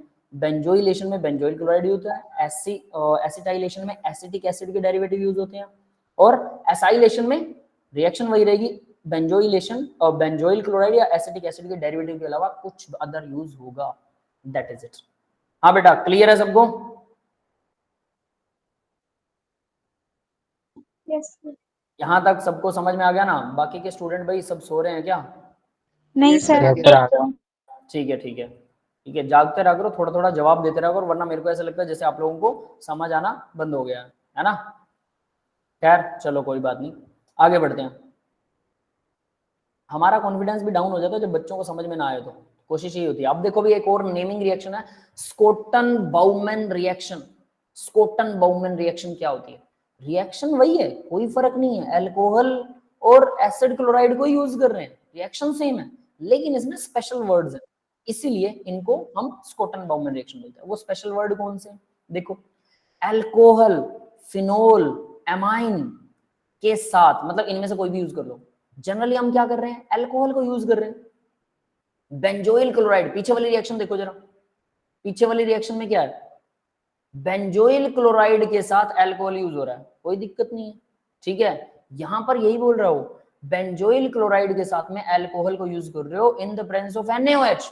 बस एक चीज ऐड हो गई, यानी बेंजोइलेशन ही है ये, बस NaOH को हमने ऐड कर दिया यहां पर।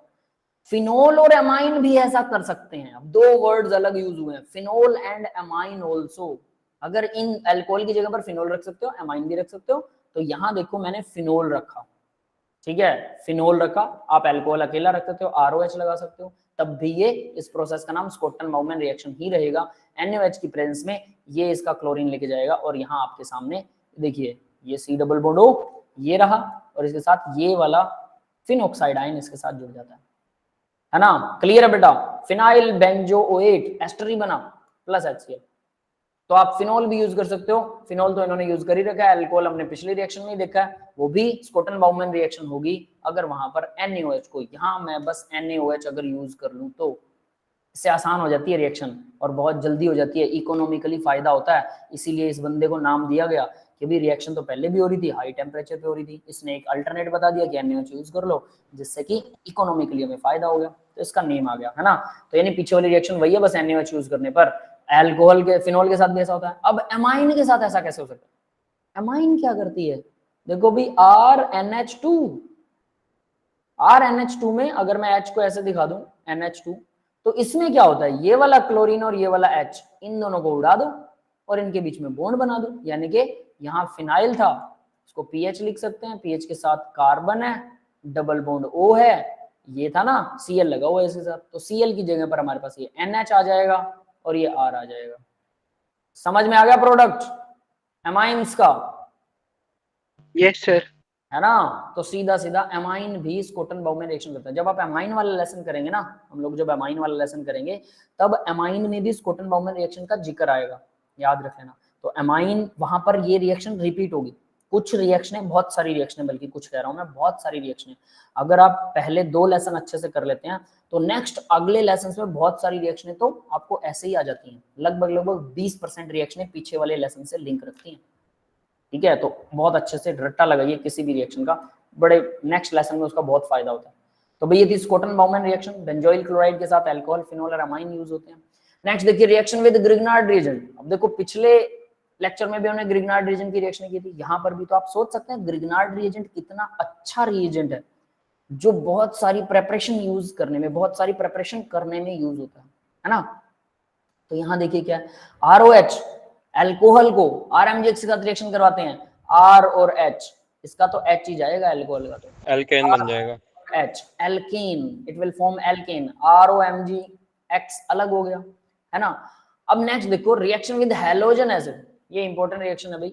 वैसे तो ये फर्स्ट लेसन में आती है हेलो एल्केन्स वाले में, ठीक है, लेकिन हमने हेलो एल्केन्स को अलग तरीके से किया था, मैंने आपको ZnCl2 वहां पर करवाया था, याद है किसी को? यस Yes, सर, sir, याद NiOH है। ZnCl2। अगर काफी दिन हो गए तो कुछ बच्चे भूल भी होंगे, कोई बात नहीं, हम उसको दोबारा, इसको ल्यूकास रिएजेंट बोलते हैं। ल्यूकास यस सर, रिएजेंट कैसे काम स्टेबिलिटी करता चेक है, करने के लिए। है ना। देखो अगर प्राइमरी अल्कोहल है, ठीक है, 1 डिग्री अल्कोहल जिसको बोलते हैं, प्लस HCl और ZnCl2 की प्रेजेंस के अंदर इसको रिएक्शन करवाते हैं, तो ये एल्काइल हैलाइड बनाएगा, हैलोजन जुड़ गया, यानी OH को हटा दो, क्लोरीन को जोड़ दो, बस यही काम है इसका, है ना। अब देखो ये 1 सेकंड के हिसाब से रिएक्शन हो जाती है, मतलब ये होता है टर्बिड। टर्बिड का मतलब क्या होता है भाई? धुंधला, धुंधलापन। धुंधला दिखाई देता है। HCl पानी जैसा होता है, अल्कोहल पानी जैसा होता है। सर ये इमीडिएटली थोड़ी हो जाएगा, इसको तो हीट करना पड़ेगा ना। सर वो तो टर्जरी वाले हाँ, में हाँ, इमीडिएटली सर्जरी वाले में होता है सर, होता है। ठीक है, तो देखिए क्या होता है, ये होता है पानी जैसा HCl और अल्कोहल, फर्स्ट 1 डिग्री अल्कोहल, तो सारे अल्कोहल पानी जैसे हैं, तो ये दोनों को जब मिक्स करेंगे ZnCl और इनकी अगर रिएक्शन हो गई तो ये धुंधला वाटर बन जाएगा। तो देखो जब 1 डिग्री के साथ हम ऐसी रिएक्शन करवाते हैं तो भाई इसको हीट करना पड़ता है, नीचे हीट दे रखा है, हीट करना पड़ता है, तब ये टर्बिड होगा। लेकिन अगर यही अल्कोहल, ये अल्कोहल 1 डिग्री ना होकर यहाँ इसका एक H हटा देता हूँ और यहाँ पर मैं CH3 जोड़ देता हूँ, 2 डिग्री अल्कोहल के साथ करूंगा तो मुझे हीट करने की जरूरत नहीं है। 2 डिग्री अल्कोहल मतलब जिस कार्बन के साथ OH जुड़ा हुआ है उसके साथ 2 कार्बन की चेन है, एक इधर है एक इधर है। यस, क्लियर है ये बात सबको? तो यस सर। इसके साथ मुझे हीट नहीं करना, बस 5 मिनट वेट करना है और ये मेरा सॉल्यूशन धुंधला हो जाएगा, टर्बिड हो जाएगा। और अगर मैं 3 डिग्री को यूज करूं तो मतलब ये दोनों H यहां से उड़ा देता हूं, है ना, इमीडिएटली बनेगा और सर। इसके साथ भी CH3 लगा दिया, इधर भी CH3 लगा दिया, और इसकी रिएक्शन अगर HCl और इसके साथ करो तो हीट करने की भी जरूरत नहीं है और ना ही 5 मिनट वेट करने की, इमीडिएटली तुरंत बन जाएगा। 3 डिग्री अल्कोहल बहुत रिएक्टिव होते हैं, इसमें से क्लोरीन को लगाना, अल्कोहल को हटाना, क्योंकि 3 डिग्री कार्बोकेटाइन बहुत स्टेबल होता है ना। तो क्या हुआ, मतलब मैं अल्कोहल को चेक कर सकता हूं कि 1 डिग्री है, 2 डिग्री है या 3 डिग्री। कैसे? 1 डिग्री अगर अल्कोहल हुआ तो मुझे पता है ZnCl2 और HCl डालने के बाद उसमें टर्बिडिटी नहीं आएगी, 5 मिनट बाद भी नहीं आएगी, वो धुंधला नहीं होगा, 5 मिनट बाद भी रिएक्शन नहीं हुई, 10 बाद भी नहीं हुई, हो सकता है 1 घंटे बाद हो जाए। या फिर हीट करूंगा, मैंने 10 मिनट वेट किया, कुछ नहीं हुआ, मैंने हीट किया, तुरंत टर्बिडिटी आ गई, इसका मतलब 1 डिग्री अल्कोहल था, लेस रिएक्टिव था। यस, ये बात क्लियर है सबको? Yes sir. फिर 2 डिग्री की बात करते हैं। 2 डिग्री मैंने देखा, 5 मिनट वेट किया मैंने, 5 मिनट बाद धुंधला हो गया सॉल्यूशन, तुरंत नहीं हुआ लेकिन 5 मिनट बाद, मतलब रिएक्शन 5 मिनट बाद हुई है, तो मतलब 2 डिग्री अल्कोहल है। 3 डिग्री, जैसे ही HCl या ZnCl2 दोनों में से कोई एक चीज पहले से मिला दो, दूसरी जैसे ही मिलाओगे तुरंत धुंधला हो जाएगा, तुरंत, तो मतलब 3 डिग्री अल्कोहल है, सिंपल। और इसी मेथड को बोलते हैं ग्रूव मेथड। यस, क्लियर है बेटा? Yes sir. ग्रूव प्रोसेस के नाम से भी जाना जाता है। 3-4 प्रोसेस हैं आपके केमिस्ट्री में, ऑर्गेनिक के अंदर टोटल प्रोसेसेस, उनमें से एक ये है ग्रूव प्रोसेस। ठीक है, क्लियर है बेटा? आगे बढ़े, नेक्स्ट देखते हैं भाई। अब सिंपल सी रिएक्शन है, देखो, ठीक है सर ये तो टेस्ट टू डिस्टिंग्विश वाले क्वेश्चंस में आते हैं ना ये टेस्ट? हाँ, उसी में आता है बेटा। यस राइट, यस सर, इस बार आया था, उसी के अंदर आता है, डिस्टिंग्विशन करने के लिए ही आता है। सबसे लास्ट में इस लेसन में आपको मैं डिस्टिंग्विश वाली रिएक्शनें फिर से इकट्ठा करके भी बताऊंगा, ठीक है, कि अल्कोहल फिनॉल में कैसे डिस्टिंग्विश करते हैं। अल्कोहल फिनॉल में तो आप भी कर सकते हो, लिटमस पेपर लो। Yes sir. ओ, क्योंकि फिनॉल तो एसिड का काम करता है, अल्कोहल एसिड का काम नहीं करता, बहुत वीक एसिड होता है, तो लिटमस पेपर दिखाएगा। सर फिनॉल और अल्कोहल में कैसे करेंगे केमिकली? नहीं, दोनों को अलग अलग लो ना। देखो, एक में आपने ले लिया फिनॉल, ये यहाँ पर फिनॉल है ना, दूसरे में आपने ले लिया अल्कोहल, एनीथिंग, कोई भी अल्कोहल है ना। तो अब हम अल्कोहल करेंगे क्या, इसके अंदर जब लिटमस पेपर डालेंगे, एसिड्स क्या करते हैं भाई, ब्लू को रेड करते हैं, है ना। तो मैंने ये ब्लू वाला डाल दिया, ब्लू लिटमस, ये तो नहीं करेगा, रिएक्शन ही नहीं करेगा। क्यों? एसिड्स, ये अल्कोहल बहुत वीक होते हैं। लेकिन फिनॉल क्या है, रेड वाले को और ब्लू को रेड कर देगा, ये पूरा रेड हो जाएगा, है ना। ये ब्लू वाला ही डाला था लेकिन ये चेंज हो गया रेड में, तो इसका मतलब ये फिनॉल है, ये अल्कोहल है। समझ में आ गया? Yes sir. तो ये यानी आसान रिएक्शन देता है। इस तरह से और भी बहुत सारे टेस्ट हैं जो इन रिएक्शनों में आते हैं। ये तो सिंपल है, सीधा देख के पता लगता है, लेकिन इन रिएक्शंस के थ्रू भी आपको वो टेस्ट याद होने चाहिए, फिंगर टिप्स है ना। अब आगे देखो। हाँ बेटा, फिनॉल और अल्कोहल में वो ब्रोमीन वाटर वाला भी तो होता है ना एक? हाँ, ब्रोमीन वाटर जो है फिनॉल के साथ रिएक्शन करेगा, ऑब्वियस सी बात है, डबल बॉन्ड होता है फिनॉल में। सर आयोडीन वाला भी तो होता है। काफी सारे आते हैं, बिल्कुल है बेटा, सारे आपको एक जगह पर इकट्ठे करवाऊंगा मैं। जस्ट अंदाजा दे रहा हूँ कि भी ऐसे वाले टेस्ट आते हैं, आप लोगों ने पहले से पढ़ रखा है, बहुत अच्छी बात है, याद है, बहुत बढ़िया है। लेकिन अब उनको ना इतना पक्का याद करना है कि फिंगर टिप्स पे सारे इकट्ठे टेस्ट एक ही जगह पर आपको आते हैं, इतना अच्छे से याद करना है ना। चलिए तो देखते हैं। तो देखो भी अल्कोहल को, अब जब अल्कोहल को HBr के साथ रिएक्शन करवाते हैं, ब्रोमीन जुड़ जाता है, HI के साथ रिएक्शन करवाते हैं, आयोडीन जुड़ जाता है, वही सारी वही वाली रिएक्शन है। HI के साथ रेड फास्फोरस के साथ अगर रिएक्शन कराओ, HI प्लस रेड फास्फोरस, अब यहाँ डिफरेंस आ गया, HI के साथ करवाते हो तो आयोडीन जुड़ेगा, रेड फास्फोरस साथ में होगा तो आयोडीन अलग हो जाएगा और CH4 मीथेन बनेगा। यस, क्लियर है? Yes sir. ठीक है, अब आगे बढ़ते हैं जरा। Reaction with phosphorus halide, PCl5 और PCl3, फास्फोरस हैलाइड के साथ भी करोगे तब भी ये जुड़ जाए, सीधा RCl और RCl यानी अल्काइल हैलाइड बनेगा। अब देखो जरा, पिछले लेसन में यानी हेलो एल्केन हेलो एरीन वाले लेसन के अंदर आपकी ये रिएक्शन थी कि हेलो एल्केन हेलो एरीन्स बनाते कैसे हैं, तब उसमें आया था फ्रोम अल्कोहल, अल्कोहल से PCl5 के साथ रिएक्शन करा दो, ब्रोमीन के साथ HBr के साथ, HI के साथ, HCl के साथ रिएक्शन करवा दो, ZnCl2 डालेंगे तो वो ल्यूकास रिएजेंट वाली रिएक्शन आ जाएगी, है ना, जो अभी हमने की। अब इस लेसन में क्या है, इस लेसन में अल्कोहल की रिएक्शंस दिखानी कि अल्कोहल क्या क्या रिएक्शन कर सकता है। तो सेम रिएक्शन रिपीट होंगी कि नहीं होंगी? Yes sir. वही तो ये पीछे वाले लेसन की रिएक्शंस हैं। अगर हमने जो हेलो एल्केन्स की फॉर्म में उस लेसन को नहीं किया, बीच बीच में वो रिएक्शन जरूर की थी, लेकिन हम उस लेसन को फिर से करेंगे, उसका पूरा मोड ऑर्गेनिक को ऐसे बीच में नहीं छोड़ेंगे, कचरा सा मचरा है ना, हम उसको सॉल्व करेंगे सारे, ठीक है, डिटेल में। बार बार करोगे, रिवीजन ही होने वाली है। और ये मत सोचना कि सीक्वेंस में रिएक्शन याद करेंगे तो सीक्वेंस में याद रहेंगी, नहीं, कैसे भी उल्टी सीधी याद करो, रिएक्शन अपनी जगह पर आपको याद होनी ही चाहिए, ये ध्यान रख लेना।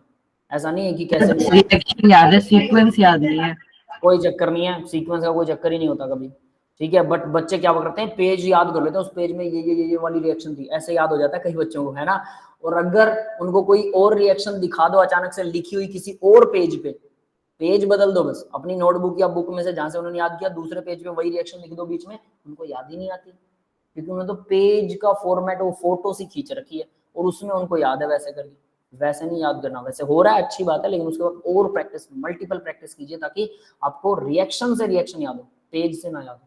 बहुत से बच्चों को शुरू में वो पेज के नाम से याद हो जाती है, less practice, that is practice है लेकिन लेस है, बहुत लेस। अब आगे देखो बेटा, थायोनाइल क्लोराइड से SOCl2 से बना सकते हैं। ये रिएक्शन मैंने करवा रखी है, SO2 और HCl जो वो हवा में उड़ जाते हैं, इसमें RCl अकेला बचता है ना, इसलिए इस रिएक्शन को प्रेफर करते हैं। याद है, ये हमने की हुई है, यस बट सर। कई दिन हो गए तो तो उसमें मतलब प्रिपरेशन में अल्कोहल की हाँ। एल्केन नहीं। बिल्कुल बिल्कुल बेटा, हो सकता है भूल गए हो, तो इसको प्रेफर करते हैं क्योंकि इसमें प्रोडक्ट सीधा सीधा मिलता है, बाई प्रोडक्ट हवा में उड़ जाते हैं। Yes sir. प्योरिफिकेशन का इसमें कोई चक्कर नहीं है। विद अमोनिया, अमोनिया के साथ देखो भाई NH3 है Al2O3 के साथ, अमोनिया के साथ अल्कोहल की रिएक्शन। अब देखना जरा अमोनिया और अल्कोहल क्या करते हैं। सीधी सी बात है, OH यहां से उड़ाएगा, इधर से एक H जाएगा, ठीक है, और क्या होने वाला है, NH2 इसके साथ जुड़ जाएगा, 1 degree amine. Why it is 1 degree? क्योंकि जिस कार्बन के साथ अमोनिया जुड़ा हुआ है, नाइट्रोजन का कार्बन के साथ एक ही बॉन्ड है, 1 डिग्री। अब यही 1 डिग्री वाला, ये 1 डिग्री वाला मैंने उठा के यहां रख लिया, इसको अल्कोहल के साथ, इसी अल्कोहल के साथ इसको फिर से डाल दिया। अल्कोहल हमारा रिएक्टेंट है ना, अमोनिया रिएक्टेंट है, लेकिन अमोनिया की जगह अब मैंने 1 डिग्री वाला अमाइन डाल दिया। समझ में आ गया? 1 डिग्री अमाइन जब इससे करेगा, एक और H इसका चला जाएगा, सिर्फ NH रह जाएगा और इसका OH जाएगा, पानी निकल गया इसमें से, और ये कार्बन भी नाइट्रोजन के साथ बॉन्ड बना लेगा।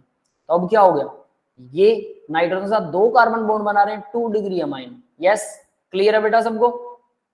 यस 2 डिग्री अमाइन बने, मतलब ऐसे ऐसे 2 लगे हो नाइट्रोजन के साथ। आप डायरेक्टली इसको ऐसा ना दिखा के यहाँ एक बॉन्ड और CH2 CH3 का एक बॉन्ड और दिखा सकते हैं। नेक्स्ट देखिए, प्लस वाटर, पानी बाहर निकलेगा, OH और H रिएक्शन कर रहे हैं, बस और कुछ नहीं कर रहा, सीधी बात है। नेक्स्ट देखो, इसी को 2 डिग्री वाले को उठा लिया और मैंने 2 डिग्री वाले को यहां पर रख दिया विद अल्कोहल। अल्कोहल वही रहेगा, हर जगह पर एक ही है ना। तो अब क्या होगा, इसका H और इसका OH उड़ा दो और इस कार्बन और इस नाइट्रोजन के बीच बॉन्ड बना दो, बन गया, ये आ गया 3 डिग्री अमाइन। क्लियर है बेटा? Yes sir. 3 डिग्री अमाइन कैसे बनता है? अब देखो, ये तो थी और एल्यूमिनियम ऑक्साइड था इसके अंदर। अब बात करते हैं फिनोल की। फिनोल अमोनिया के साथ जब रिएक्शन करता है ZnCl2 की फॉर्म में, तो एनालिन बनाता है। एनालिन है ये, नाइट्रो बेंजीन के ऊपर NH2 लगा दो, एनालिन बोलते हैं इसको। ये इंपॉर्टेंट लगा रखा मैंने, क्यों? देखो, फिनोल की रिएक्शंस में OH को हटाना इतना आसान काम नहीं होता, जैसे हैलाइड्स को हटाना आसान नहीं है, OH को हटाना भी आसान नहीं है। तो ये रेयर रिएक्शंस में से है, इंपॉर्टेंट रिएक्शन है phenol with ammonia ZnCl2 NH2। Clear है? याद रहेगा? Yes sir. है ना। तो अब एक चीज बताता हूं आपको, मेरा वन ऑफ द एक ऐसा स्टूडेंट था जिसको ये रिएक्शन ना याद थी, मतलब जब मैंने शुरू में करवाई काफी दिन के बाद में, फिर कोई कन्वर्जन्स करवा रहा था मैं, तो उस स्टूडेंट को ये रिएक्शन याद थी। मुझे बड़ी हैरानी हुई कि उस स्टूडेंट को ये रेयर रिएक्शन याद है, जबकि मैं इंपॉर्टेंट भी मार्क करता हूँ, बट काफी दिन पुरानी बात। अब हो सकता है उसने रिसेंटली पढ़ी हो। कई बार हमें लगता है यार टीचर को सब कुछ याद है, उनसे ये पूछा ये भी आ गया, वो पूछा वो भी याद आ गया। हो सकता है हमने वो मटेरियल, वो पार्ट रिसेंटली पढ़ा हो, लेक्चर तैयार किया हो, किसी और को पढ़ाया हो, इसलिए मुझे तुरंत याद है। और कई बार ऐसा भी होता है कि आपने वो लेसन हो सकता है तुरंत अभी अभी पढ़ा है और आपको याद है, और मुझे हो सकता है कोई रिएजेंट भूल जाऊं, कोई रिएक्शन भूल जाऊं, हो सकता है ना। तो यानी ये पॉसिबल है, सबकी मेमोरी होती है अपने लेवल की। टीचर का मेन काम असलियत में समझाना होता है कि अगर आपको कोई चीज समझ में नहीं आ रही है तो वो डिफाइन करेगा। अगर उसकी मेमोरी को आप चेक करेंगे तो उसको भी आपकी तरह याद करने के लिए टाइम चाहिए, ये याद रख लेना, है ना। तो मेमोरी को चेक करने के लिए टीचर को भी टाइम चाहिए होता है भाई। क्लियर है सभी को? आगे बढ़े? ठीक है, यस सर। ठीक है, तो आगे बढ़ते हैं अब जरा। ठीक है, let's see the next.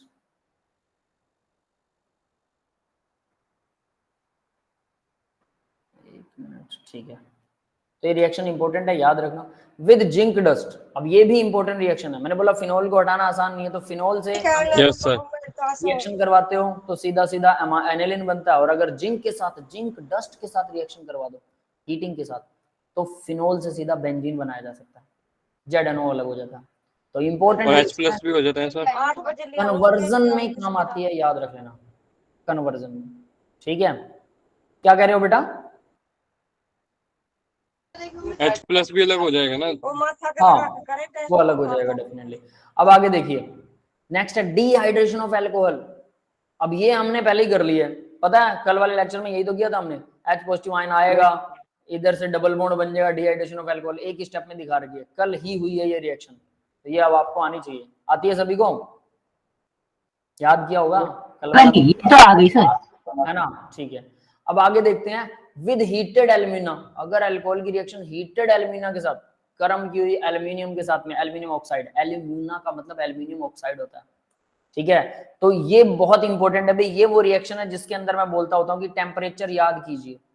Generally हम टेम्परेचर्स को याद नहीं करते, क्या करते हैं, टेम्परेचर की जगह हीट का साइन लगा देते हैं, है ना, आसान काम है, कोई दिक्कत है नहीं है। लेकिन इस रिएक्शन के अंदर आपको टेम्परेचर को याद करना पड़ेगा, हीट के साइन से काम नहीं चलेगा, टेम्परेचर को याद करना पड़ेगा। क्लियर है सबको? क्यों याद करना पड़ेगा? ठीक है, देखो इसका कारण, क्योंकि अगर आप टेम्परेचर बदलते हो ना तो क्या हो रहा है, 240 डिग्री 250 डिग्री, अगर इसके बीच में टेम्परेचर रहता है, एथेनॉल विद एल्यूमिनियम ऑक्साइड 513 से 523 केल्विन है, उस केल्विन को डिग्री सेल्सियस में कन्वर्ट करेंगे, इतना बनेगा। चॉइस आपकी है, केल्विन याद करना है, डिग्री सेल्सियस याद करना है। उसके बाद देखो क्या हो रहा है, ये बन गया ईथर, ROR, कार्बन की चेन ये रही, इसका H उड़ गया। ऐसा ही एक और अल्कोहल था, उसके साथ भी CH2 CH3, उसका भी H उड़ गया, दोनों का H जाएगा और O बीच में सेंटर में रह जाएगा, और एक O भी जाएगा, समझ सकते हैं, और यहाँ वाटर अलग होगा। यस, क्लियर है? ROR ईथर का ग्रुप होता है, तो ईथर बनेगा।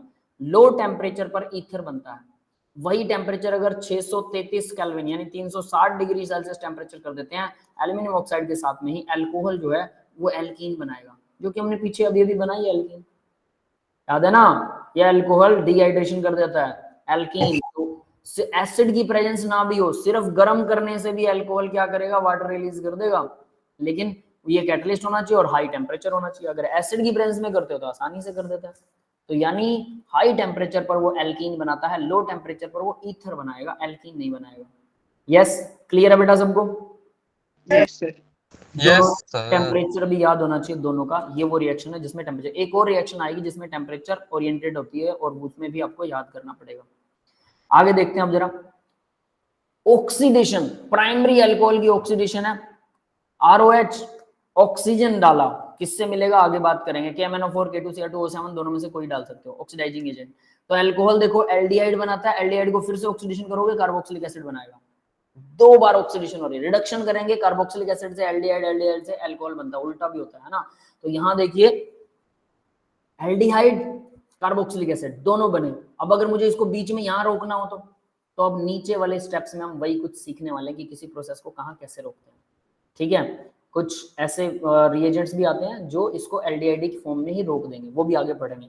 तो सेकेंडरी अल्कोहल, अब ये तो था यहाँ पर आपको मतलब अल्कोहल 1 डिग्री अल्कोहल से बना रहे हैं। अब सेकेंडरी अल्कोहल अगर होता है, ये देखो सेकेंडरी अल्कोहल मतलब OH के साथ, OH वाले कार्बन के साथ में 2 कार्बन की चेन जुड़ी हुई है, सेकेंडरी अल्कोहल। K2Cr2O7 के साथ रिएक्शन करवाते हैं तो क्या होता है, जरा ध्यान दे लेना, कीटोन बनेगा, वहां बन रहा था एल्डिहाइड, सेकेंडरी अल्कोहल के साथ बनेगा कीटोन, सीधी सी बात है। जो ये OH और ये सब कुछ लगा हुआ है ना, यहाँ से वाटर उड़ा दो, डबल बॉन्ड O लगा दो, यहाँ पर भी इसने यही किया है, ये इसके साथ डबल बॉन्ड O लगा दिया, एक H भी उड़ा दिया। समझ में आ रहा है? Yes sir. Yes, तो अब देखो जब कीटोन बनता है, कीटोन को फर्दर ऑक्सीडेशन करते हैं एसिड और K2Cr2O7 की प्रेजेंस में, एसिडिक सॉल्यूशन है, तो इसका ये वाला बॉन्ड किसी एक साइड से बॉन्ड टूटता है। अब यहाँ पर भी जो प्रणव ने पूछा था एक क्वेश्चन उठता है कि सर कौन सी साइड से बॉन्ड टूटेगा, तो इसके अंदर एक ना रूल्स के नाम भी दे देते हैं कुछ लोग, पॉप-अप रूल लगता है, कार्बन की जो लंबी चेन है जिस तरफ उसका बॉन्ड टूटता है, ये पॉप-अप नंबरिंग करके भी, हाँ नंबरिंग करके वैसा कुछ है ना, तो वो भी वहीं पर वैसे ही कुछ एस्टेब्लिश्ड होता है कि भाई कौन सा बॉन्ड कैसे टूटेगा, उसके ऊपर डिपेंड करता है। फिलहाल के लिए हम सिमेट्रिकल कर रहे हैं तो फिर सिर्फ सिमेट्रिकल देखेंगे। देखो तो ये कहीं से भी तोड़ दो, बात एक ही है। तो ये बॉन्ड टूट गया तो इसका क्या बना, इसका भी कार्बोक्सिलिक एसिड, एक चेन वाला कार्बोक्सिलिक एसिड। यस, क्लियर है? Yes sir. 2 कार्बन की चेन वाला ये भी कार्बोक्सिलिक एसिड, ये समझ में आया? Yes sir. दोनों कार्बोक्सिलिक एसिड बनेंगे, जहां से भी बॉन्ड टूटेगा तो दोनों कार्बोक्सिलिक एसिड। अब दूसरी बात बताता हूं, अगर कोई फर्स्ट कार्बोक्सिलिक एसिड है, मेथेनोइक एसिड, एक कार्बन की चेन वाला, वो फर्दर ऑक्सीडेशन कर लेता है, बाकी कोई नहीं करता, बाकी कोई नहीं करता, फिर से बोल रहा हूं बाकी कोई नहीं करता। जो एक कार्बन की चेन वाला कार्बोक्सिलिक एसिड है वो फर्दर ऑक्सीडेशन करके कार्बन डाइऑक्साइड प्लस वाटर बनाता है, और दो वाला ऐसा का ऐसा रहता है। ये समझ में आया? तो अगर रिएक्शन में एक कार्बोक्सिलिक एसिड, एक कार्बन की चेन वाला कार्बोक्सिलिक एसिड बन रहा है तो वो ऐसा करेगा। क्लियर है बेटा सबको? Yes sir. है ना? तो यानी 1 डिग्री से एल्डिहाइड बनेगा, फर्दर कार्बोक्सिलिक एसिड, कोई चक्कर नहीं है। 2 डिग्री से कीटोन बनता है, कीटोन फिर से टूटता है, अगर फिर से ऑक्सीडेशन करवाई जाए तो स्ट्रॉन्ग ऑक्सीडाइजिंग एजेंट की प्रेजेंस में टूटेगा, वरना ये यहीं रुक जाएगा। सर KMnO4 डाल दो। क्या बेटा? हाँ, KMnO4 भी डाल सकते हो, दोनों से होता है। ठीक है, नेक्स्ट चलिए, टर्शरी अल्कोहल अगर आपको मिल जाए तो अब इसकी कहानी कुछ हो रही है। एसिड की प्रेजेंस में, जस्ट एसिड की प्रेजेंस में सबसे पहले तो ये टर्शरी अल्कोहल एल्कीन बनाएगा। क्यों? OH चला गया, कार्बन पे आ गया पॉजिटिव चार्ज, यहाँ पर जो हाइड्रोजन जुड़ा हुआ है इधर से बॉन्ड बना देता है, ये H इधर से अलग हो गया, यानी डिहाइड्रेशन। पानी निकाल दो इसमें से, ये OH निकाल दिया और इस किसी एक का H निकाल दो, दोनों के बीच में डबल बॉन्ड बना दिया। समझ में आया भाई? एलिमिनेशन कर दिया। ठीक है, ठीक है। अब उसके बाद ऑक्सीडेशन जब करते हैं तो डबल बॉन्ड टूट जाता है। इस ऑक्सीडेशन में ध्यान दे लेना, डबल बॉन्ड टूटने पर क्या होगा, ये एक कार्बन की चेन वाला कार्बोक्सिलिक एसिड, ये दो कार्बन की चेन वाला कार्बोक्सिलिक एसिड, नहीं सॉरी कीटोन, ये तो एक कार्बन की चेन का तो सीधा क्या बना, डबल बॉन्ड जहां से टूट रहा है, जो एक कार्बन की चेन है वो तो सीधा कार्बोक्सिलिक एसिड, और जो दूसरा बना वो कीटोन बन गया। अब कीटोन क्या करेगा, फर्दर ऑक्सीडेशन करेगा, यहां से टूटेगा, फिर से एक कार्बन की चेन वाला कार्बोक्सिलिक एसिड बनाएगा, और ये दो कार्बन की चेन वाला कार्बोक्सिलिक एसिड फिर से बनेगा, same as in secondary alcohol. ये वाली रिएक्शन सेम होती है। और इसका क्या होगा, अगर एक कार्बन की चेन वाला कार्बोक्सिलिक एसिड बन रहा है तो ऑक्सीडेशन करके कार्बन डाइऑक्साइड और वाटर बनाता है। समझ में आ गया सबको? टर्शरी अल्कोहल तो एस्टरिफिकेशन होना चाहिए ना, है ना? तो टर्शरी अल्कोहल थोड़ा सा घूम फिर के काफी सारी रिएक्शन कर देता है, ये चीज ध्यान रखना। क्या कह रहे हो बेटा, बोलो। ये कार्बोक्सिलिक वाले का तो ईस्टर बनेगा ना शायद ऑक्सीडेशन पे। किसका? ये दूसरे वाले का, मिथाइनिक एसिड का। एस्टर बनेगा? आर यू सेइंग ये एस्टर बनेगा? ऑक्सीडेशन करने के बाद। नहीं बेटा, ऑक्सीडेशन से कार्बन डाइऑक्साइड और वाटर में कन्वर्ट होता है, यही तो बता रहा हूँ। पीछे वाली रिएक्शन में भी मैंने यही बताया। फर्स्ट कार्बोक्सिलिक एसिड अगर ये है तो ये इसका ऑक्सीडेशन होता है तो कार्बन डाइऑक्साइड और वाटर बनाता है, वो एस्टर नहीं बनता बेटा। एस्टर में कार्बन जोड़ना होता है, एस्टर में ऑक्सीडेशन कहाँ होता है? Is this oxidation? Carboxylic acid से एस्टर बनाओगे तो अल्कोहल के साथ जोड़ते होते हैं, वो तो एलिमिनेशन रिएक्शन होती है, कंडेंसेशन। तो अल्कोहल के साथ बनाता है ना, सीधा ऑक्सीडेशन करवाओगे तो तोड़ देगा उसे कार्बन डाइऑक्साइड और वाटर में। क्लियर है? Yes sir. है ना? याद रखना ये स्टेप, एस्टर नहीं बनता उसे। वक्त हो रहा है, ठीक है बेटा, ठीक है, बस अभी मैं ऑफ कर रहा हूँ इसको। तो ये टर्शरी वाला हो गया भाई। नेक्स्ट हीटेड कॉपर के साथ, एक लास्ट है बस, हीटेड कॉपर के साथ भी ऑक्सीडेशन होती है। कॉपर के साथ यहाँ पर भी टेम्परेचर याद रख लेना भाई, ये भी टेम्परेचर डिपेंडेंट रिएक्शन है। 573 केल्विन, वैसे नहीं इसमें जरूरत नहीं है, सॉरी। 573 के साथ में 1 डिग्री अल्कोहल होगा तो एल्डिहाइड, 2 डिग्री अल्कोहल होगा कीटोन, इसके बाद नहीं टूटेगा ये, और 3 डिग्री अल्कोहल होगा तो एल्कीन। That's it. समझ में आ गया? सेम प्रोडक्ट है पीछे वाले ही। क्लियर है सबको? Yes sir. That's it, that's all for the today's class guys. इतना ही था आज की क्लास में। मैं रिकॉर्डिंग ऑफ कर रहा हूँ, किसी का डाउट है तो डाउट अब लेंगे, ठीक है? एक अंशिका का डाउट था, रिमल्टीमन रिएक्शन। सर एक बार ये बता